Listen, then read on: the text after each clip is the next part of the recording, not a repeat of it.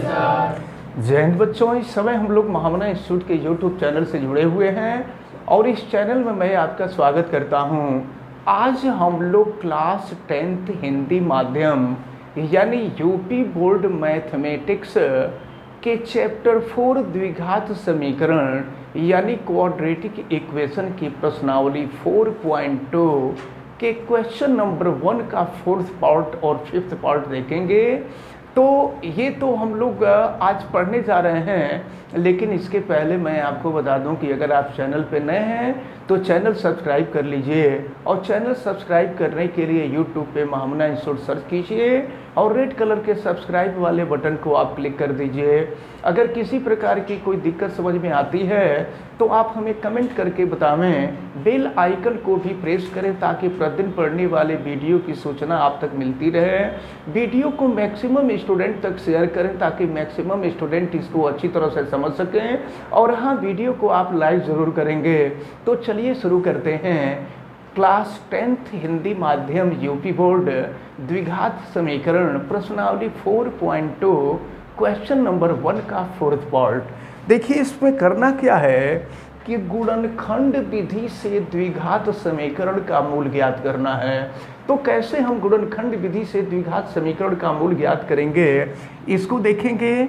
तो पहले का 4th पार्ट दिया हुआ है 2x² - x + 1/8 = 0। तो सबसे पहले इसको सही रूप में करेंगे। ये सही रूप में नहीं है क्योंकि इसका कोई भी गुणांक या कोई भी पार्ट भिन्न के रूप में नहीं होना चाहिए। और यहाँ देख रहे हैं भिन्न के रूप में है 1/8, तो इसको हम हटाएंगे। और हटाने के लिए क्या करेंगे, 8 से हम दोनों पक्षों में गुणा कर देंगे। चलिए 8 से गुणा करते हैं। ये हो जाएगा 16x² - 8x + 1 = 0 हो जाएगा। सब में हमने 8 का गुणा कर दिया है। अब इसके बाद हम इसका गुणनखंड करेंगे। तो गुणनखंड करने के लिए हमने बताया कि x² के गुणांक का हम कांस्टेंट में गुणा करते हैं। तो 16 में हम 1 का गुणा करेंगे तो 16 आएगा। अब हम 16 का ऐसा फैक्टर करें, और याद रखिए यहाँ प्लस है तो जब प्लस होगा तो जोड़ेंगे, माइनस होगा तो घटा देंगे। तो अब ऐसा हम फैक्टर करें 16 का कि जोड़ने पर 8 आ जाए। तो अगर हम 4 × 4 करें और 4 + 4 ऐड करेंगे तो 8 हो जाएगा ना। तो चलिए हम सॉल्व करते हैं। अब ये हो गया आपका 16x² और -8 के जगह पे 4 + 4x + 1 = 0 हो जाएगा। फिर इसको हम सॉल्व करते हैं। तो ये हो जाएगा 16x² - 4x और फिर माइनस का मल्टीप्लिकेशन होगा -4x + 1 = 0। अब देखिए आप, इन दोनों में से हम कॉमन लेते हैं 4x, तो यहाँ हो जाएगा 4x - 1 और फिर यहाँ से हम -1 कॉमन ले लें तो 4x - 1 = 0। क्यों? आपको ये ध्यान में रखना है कि इन दोनों जगह वैल्यू सेम होनी चाहिए। तो दोनों जगह वैल्यू सेम रखने के लिए हम ऐसा किए हैं, -1 यहाँ से कॉमन लिए हैं। अब इसके बाद आप ज़रा ध्यानपूर्वक देखें। चलिए अब देखते हैं हम यहाँ, अब दोनों में से हम 4x - 1 कॉमन ले लेंगे। तो ये 4x - 1 हो गया। तो बचा क्या, ये भी 4x - 1 = 0 हो गया। अब बारी बारी से हम 0 के इक्वल करेंगे। तो अगर पहले वाले को 0 के इक्वल करेंगे तो ये हो जाएगा 4x = 1, x = हो जाएगा 1/4। और अगर दूसरे वाले को 0 के इक्वल करेंगे तो ये भी तो 4x - 1 = 0 है। तो 4x = 1 यानी x = 1/4 हो जाएगा।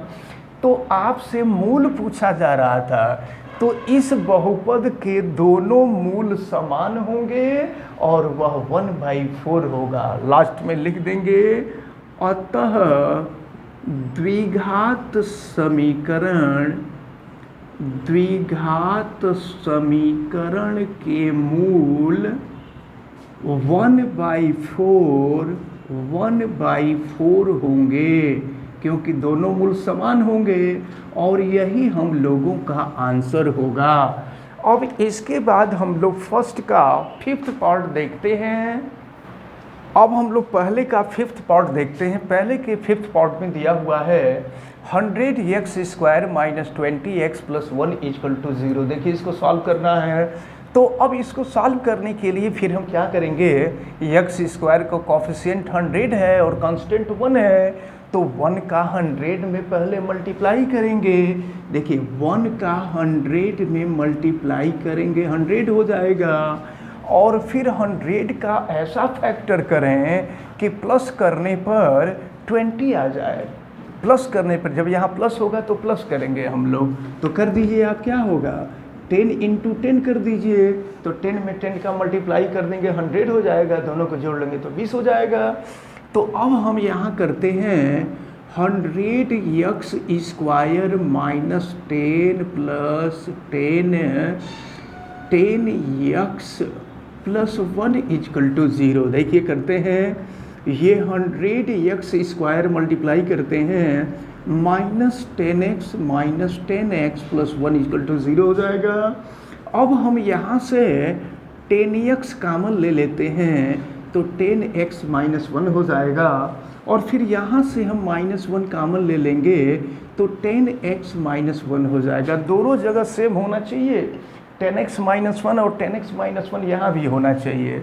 अब देखिए क्या करेंगे, दोनों में से 10x - 1 कॉमन लेंगे तो ये 10x - 1 बचेगा, फिर बारी बारी से 0 के इक्वल करेंगे। तो अब देखिए क्या हो जाएगा, 10x - 1 = 0, तो 10x = 1, x = हो जाएगा 1/10। और फिर दूसरे वाले को हम सॉल्व करें तो दूसरे वाले को देखें, ये भी तो वही है, 10x - 1 = 0, 10x = 1, तो x = हो जाएगा 1/10। तो फिर क्या करेंगे, लिख देंगे अतः द्विघात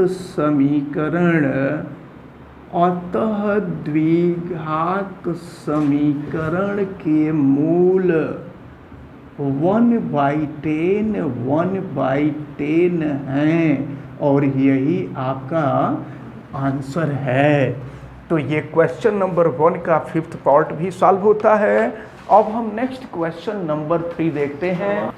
अब हम प्रश्न नंबर 3 देखते हैं। प्रश्न नंबर 3 में दिया हुआ है, ऐसी दो संख्याएं ज्ञात कीजिए। दो संख्याओं को ज्ञात करना है जिसका योग 27 है। सुनिए, हम मान लेते हैं संख्याएं x एवं y हैं। लिख देंगे, माना दो संख्याएं क्रमशः, आपसे क्वेश्चन में संख्याएं ज्ञात करने के लिए कह रहा है, माना दो संख्याएं क्रमशः x एवं y हैं।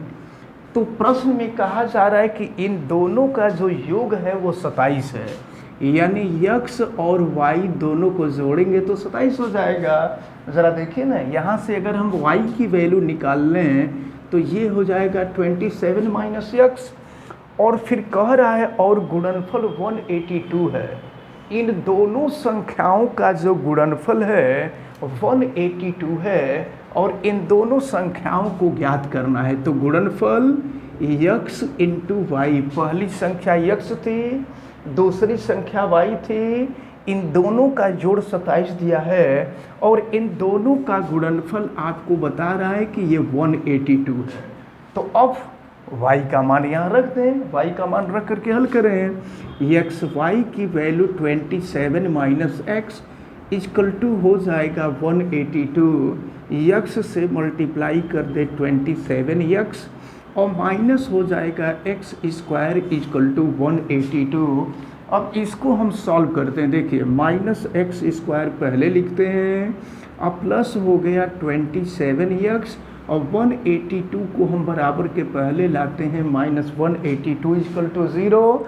अब हम करेंगे क्या कि माइनस से मल्टीप्लाई कर देंगे, तो माइनस से मल्टीप्लाई कर देंगे x² - 27x, और प्लस हो जाएगा 182 = 0। अब हम लोग 182 का गुणनखंड करेंगे, 182 का खंडन करेंगे, और ऐसा खंडन करें कि जोड़े तो 27 आ जाए। तो चलिए खंडन करके बताइए आप। चलिए देखते हैं। तो अगर 182 का हम फैक्टर करें और ये 14 इंटू 13 करें, तो देखें 14 और 13 को जोड़ेंगे तो ये 182 हो जाएगा। तो फिर ये हो गया आपका एक्स स्क्वायर और -27 के जगह पे हो जाएगा 14 धन 13 और ये हो गया यक्स। इसके बाद अगर हम आगे देखते हैं तो ये मिलेगा आपका +182 इक्वल टू हो जाएगा 0। फिर इसको हम सॉल्व करते हैं। देखिए x square -14x -13x plus हो गया 182 इक्वल टू 0। अब हम यहाँ कामन लेते हैं, यक्स कामन ले लीजिए, x -14 हो जाएगा और -13 कामन ले लीजिए तो x -14 इक्वल टू 0 हो जाएगा।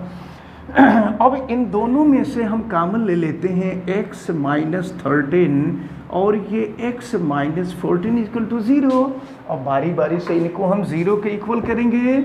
तो चलिए पहले वाले को 0 के इक्वल करें। अगर यहाँ मैं कर रहा हूँ x -13 इक्वल टू 0 तो x इक्वल टू 13 हो जाएगा। और अगर दूसरे वाले को करें तो x -14 इक्वल टू 0 तो x इक्वल टू 14 हो जाएगा। तो अगर यक्स के 2 मान हैं तो y के भी तो 2 मान निकलेंगे। तो देखिए अब यहाँ आंसर हम निकाल रहे हैं। यदि यक्स इक्वल टू 13, यहाँ हम लिख ले रहे हैं यदि यक्स इक्वल टू 13 तो देखिए y इक्वल टू क्या हो जाएगा 27 - 13 यानी 14 हो जाएगा। तो अगर पहली संख्या 13 होगी, यहाँ आप लिख देंगे x equal to 13 y equal to 14, तो ये आंसर हो जाएगा। तो ये वह 2 संख्याएं होंगी जिसमें एक का मान 13 होगा, 13 होगा, दूसरे का मान 14 होगा। अब अगर दूसरा हम देखें, यदि x इक्वल टू 14 कर दें तो y इक्वल टू 27 - 14 यानी 13 हो जाएगा। यानी यहाँ रिजल्ट आएगा x इक्वल टू 14 और y इक्वल टू 13। ये हम लोगों को 2 आंसर मिले। पहला आंसर ये मिला कि अगर पहली संख्या 13 होगी तो दूसरी संख्या 14 होगी, और दूसरा आंसर ये है कि अगर पहली संख्या 14 होगी तो दूसरी संख्या 13 होगी। चलिए देखते हैं। क्वेश्चन नंबर 4 दिया हुआ है 2 क्रमागत धनात्मक पूर्णांक। तो क्रमागत का मतलब क्रम से आने वाला, जैसे 1 के बाद 2 आता है, 2 के बाद 3 आता है, 5 के बाद 6 आता है, तो ये क्रमागत संख्याएं हैं। तो 2 क्रमागत धनात्मक संख्याएं लिख देंगे। माना 2 क्रमागत